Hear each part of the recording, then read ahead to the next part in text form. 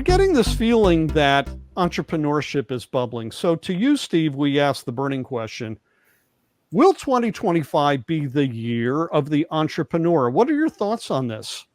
Well, the quick answer is we've had a surge in entrepreneurship since sort of half to 3/4 of the way through the pandemic.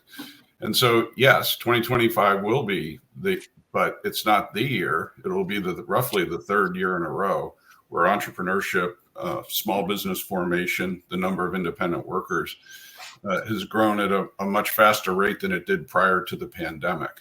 And so my quick answer is yes. Fran, what you got?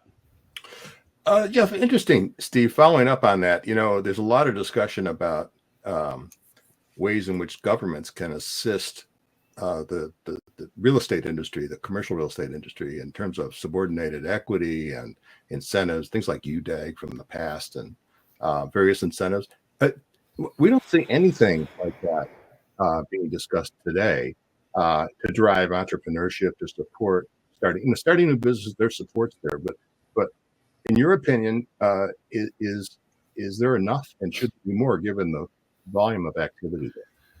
Well, there's actually been a pretty strong growth in the support services from the government, and also more broadly enablement from the private sector for small businesses and entrepreneurship. And it's been growing steadily for well over a decade.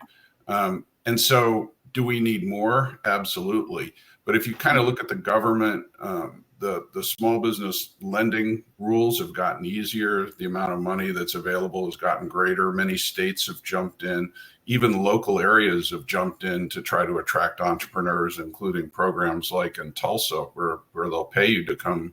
They'll pay you to come live in the town for a year with the goal of hopefully staying. And there's actually kind of a global battle going on to attract digital nomads. And the plan on that is not so much that they want the digital nomads, all of them, but they do want the ones that they hope will stay and start businesses and create economic value.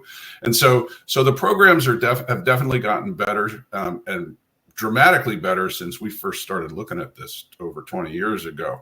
But is there room for more? Yes. And both presidential candidates have talked about the importance of entrepreneurship. Both have proposed increasing various tax credits and subsidies for them. And so it's a topic that is popular, and we're seeing more and more activity.